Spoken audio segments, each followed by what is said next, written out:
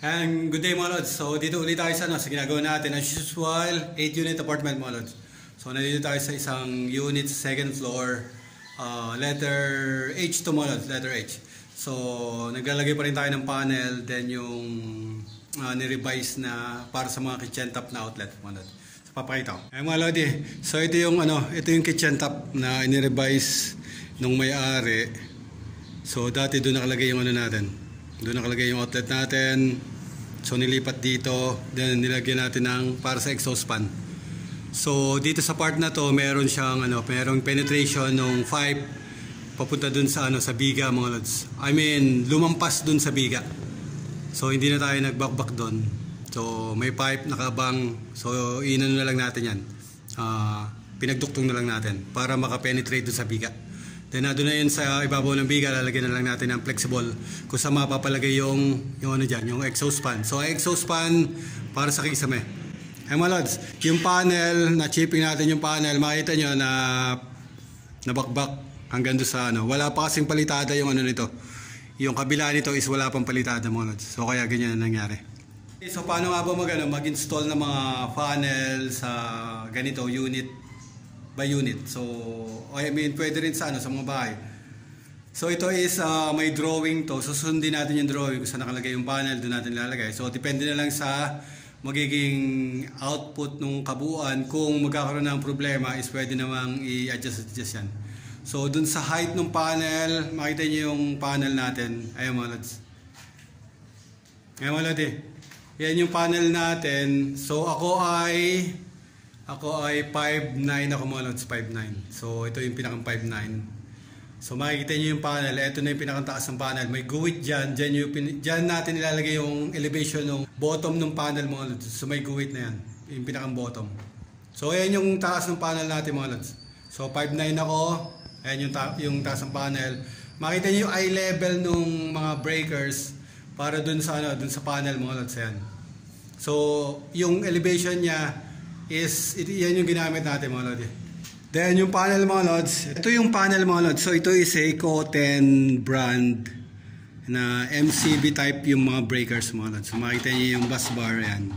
So dalawang fall breakers ang nilalagay dito mga lods. So makikita niyo may mga dito. Ito yung lock nung MCB. So hindi ginamit yung railing nung MCB. So sa MCB is may railing. Then meron din pwede nyong lagyan ng ganitong lock mga lods. So makita nyo may mga lock yan para sa MCB. MCB type na breaker mga lods. Then makita nyo dun sa taas, mas malaki yung niya, yung pagkaka-separate ng bus bar compare dito mga lods. Makita nyo compare dito. So ang manufacturer ay gumawa based dun sa ilalagay nila na breakers mga lods. So ito 60 amps pataas yung inano nila dito para dito sa panel na to mga lods. So doon sa schedule natin 40 amps breaker ang main na yun yung nabili mga lods. So papapalitan gagawing 60 amps breaker para kumasya dito sa na to. Para kumasya dito sa bus bar na to. Makita niyo yung ng bus bar. Papakita ko yung breaker then yung ng bus bar mga lods. Makikita niyo yan.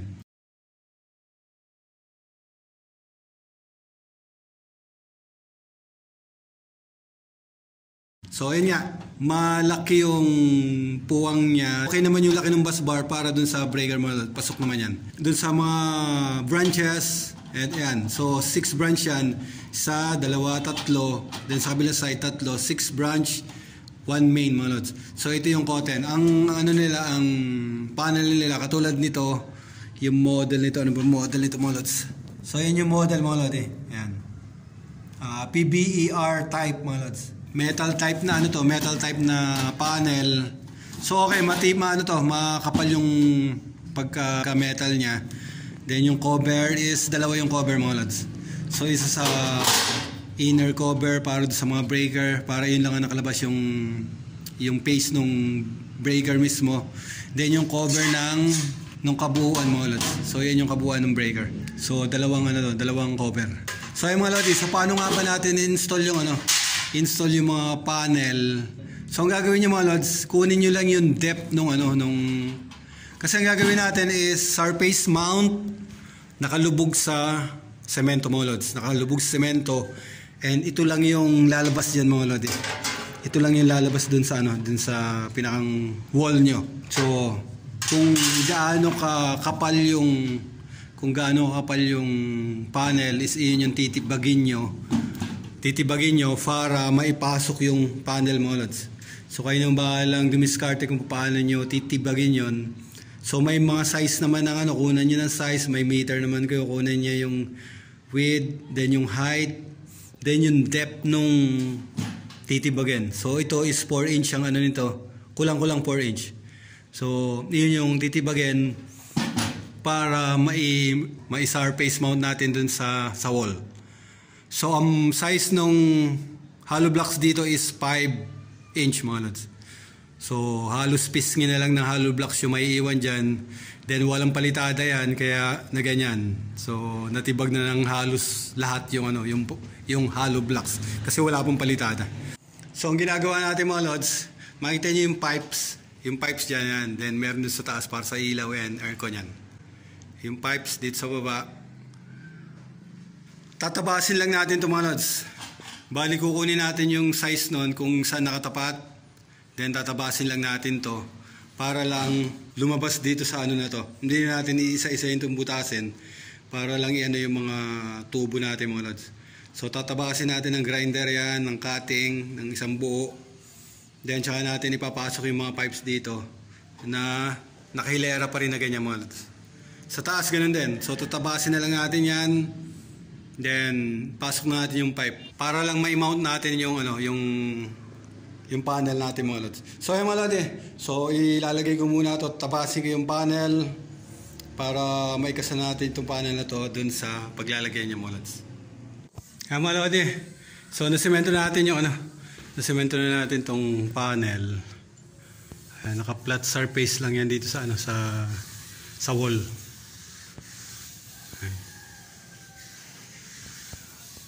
Baka magreklamo yung nagpipintura mga lods.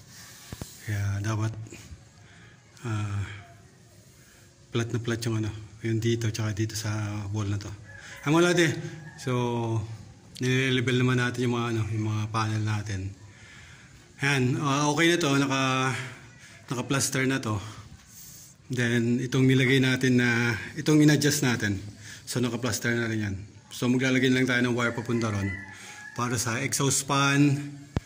Then yung exhaust fan magbubutas tayo doon para sa vent ng exhaust fan. So yung vent na yon tatawid dito mga lods. So papunta doon sa labas ng air well. Ito yung pinaka air well. So dyan lahat lalabas yung ng vent ng mga kwarto is dito lahat lalabas mga lods.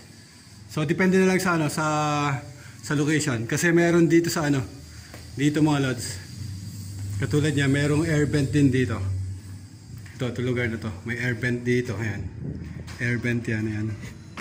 So, open ang niya mga lods. Open ang ibabaw niyan hanggang sa ilalim. So, lahat ng vent, katulad dito, yung nito, yung itsura ito is parehas dun sa baba mga lods.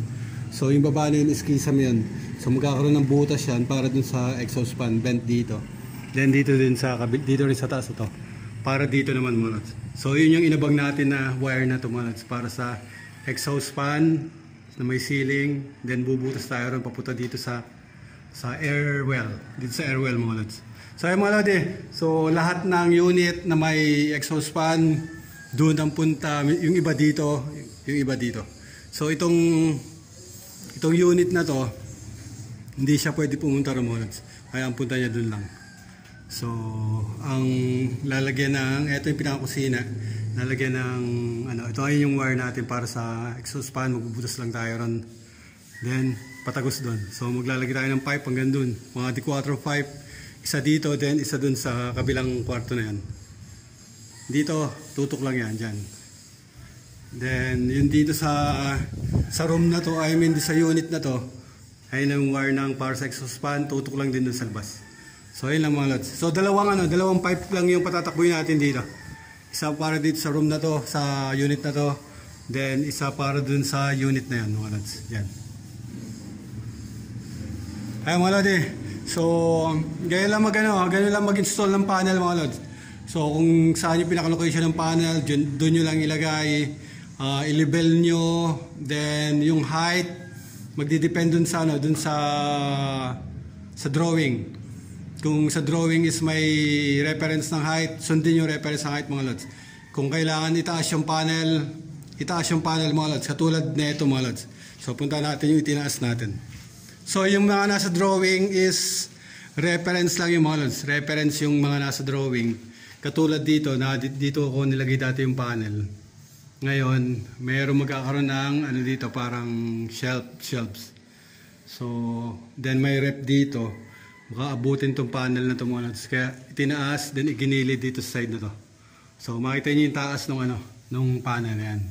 Maabot naman tong panel na ito mga lods. Kaya mga lodi.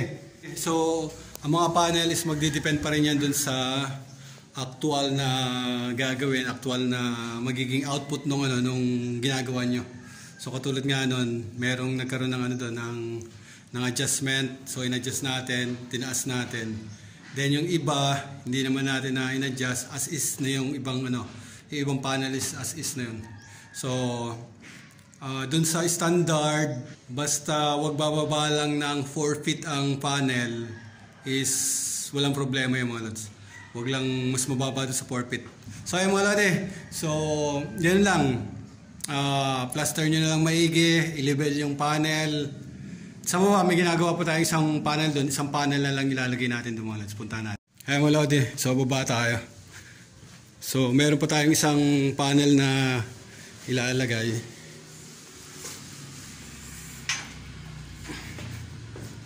Ito yung pinakahagdan mga lods. Ayan. So, tinabas na rin natin itong panel na to. So, chinichipping ko na rin. So, isang last panel to. Itong panel na to is para dito sa pinakang kabuuan ng building. So, for maintenance for maintenance na panel. Yung ilaw, then may mga outlets dyan. So, dito lahat nung mapapalagay yung ilaw outlet nung katulad dito sa hallway mo lods. Then dito sa labas mga perimeter light, dito lahat yan. So hindi included yan dun sa mga unit na may individual meter. So individual meter 8 unit, 8 meter mga lods. Ito para dito sa maintenance isang meter din to. Kaya 9 lahat ng meters mga lods. So i-install din natin to, i-fix na rin natin yan. Ito yung mga pipes mo lods. So tinabas yan. Gawa ng tubo ng mga lods. Yan. Yung tubo yan. So inayos dito. Then na okay na. Ngayon ibabalik na natin yung mga pipes. Yung ibang pipes dito papunta ron dun sa panel ng cable and TV. Then yung ibang tubo dyan papunta naman dito sa panel na to. So ang pupunta lang dyan na dito sa panel is outlet lang mga lods. So meron tayong isang pipe dito papunta dyan, then outlet. Then yung yung ilaw niyan is sa taas na nang galing yung mga lods. Then yung power niyan, dito natin padadaanin mga lods. Dito lahat ang daan ng power. Lahat na dito na 3/4 na pipes, dito lahat ang daan mga lods dyan. Sa gilid na to. Then pupunta doon sa ililigo doon. Then yun yung pinakang poste ng ng magiging service drop, poste ng service drop. Hindi pa natuloy yung yan. Ito yung pinakang paglalagyan ng meter.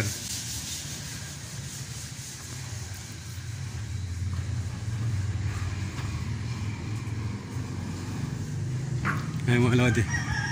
So ito yung pinakang poste ng service drop. So itutuloy pa yan. Yan, mataas pa yan.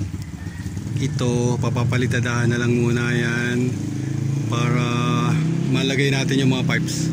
So may mga pipes, 9 pipes, ilalabas natin dito lahat ng 9 pipes na yan para dun sa breaker gutter. Then yung iba susunod na yan. Basta prepare muna yung mga palitadahan yan. Ay mga lodi. So ito na yung progress dito sa 8 unit apartment na to. Ito yung Ito yung Poso Negro. Ayan. So inaayos pa yung Poso Negro na yan. So malaking Poso Negro. Doon ang daan natin, doon sa likod. Then punta dito. Ayan.